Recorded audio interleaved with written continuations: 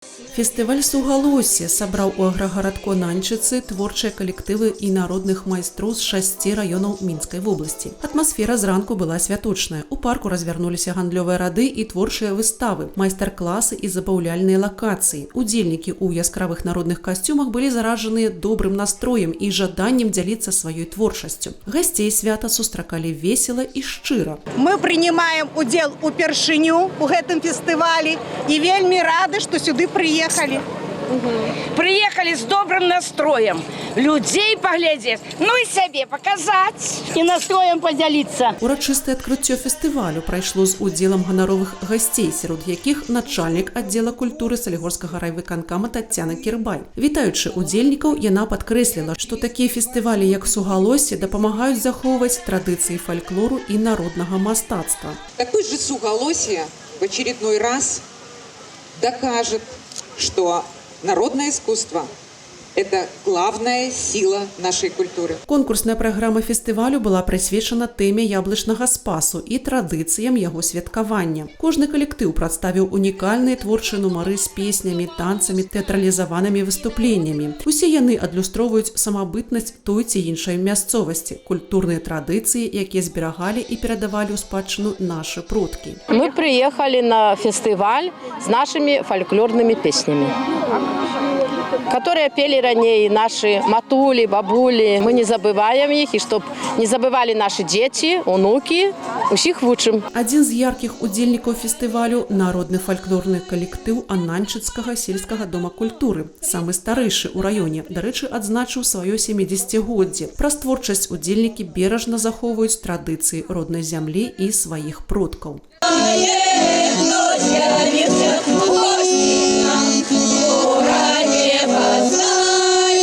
Репертуар у нас в основном той, что пели наши бабули, наши матули. Мы стараемся заховать то, что они нам заставили. У репертуары и обряды, и песни, и бытовые танцы, и гульни, ну, и святы разные, які мы святкуем тут в Ананчыцах. Аграгарадок Ананчыцы не ўпершыню прымае фестываль «Сугалоссі». Менавіта ў гэтым населеным пункце Салігорскага района захавалася багатая культура і самабытныя традыцыі. Мы рады гостям суседних районов, шчыра их витаем.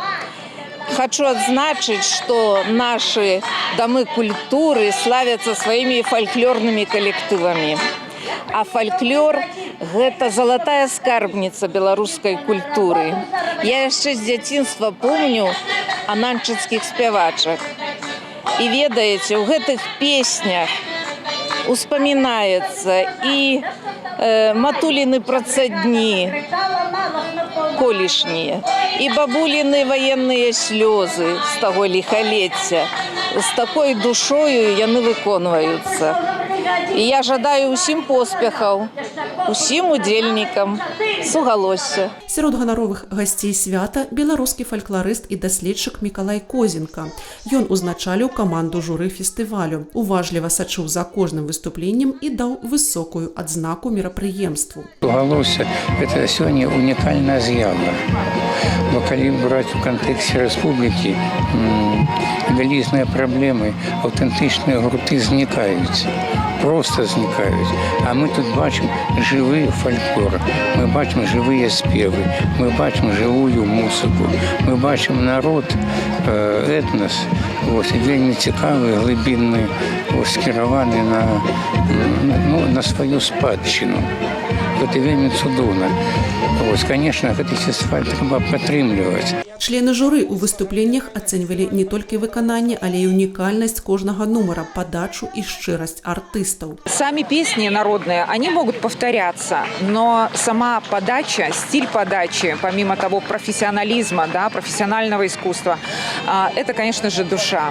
Это то, как у исполнителей горят глаза, как они любят свою родину, малую родину, как они любят то дело, которым они занимаются. Гледачы атрымалі асалоду ад цёплай атмасферы фестывалю, які плаўна перайшоў у свята вёскі з музычнай праграмай, віншаваннямі і забавамі для ўсіх узростаў. Приехали из Минска, все прекрасно, все хорошо, все радостно. Слухаем все песни своих мам, яны спевают бабушек.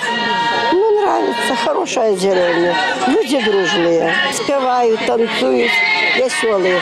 И я чем гордиться нашу деревню. Спасибо этим организаторам, что все организовали так.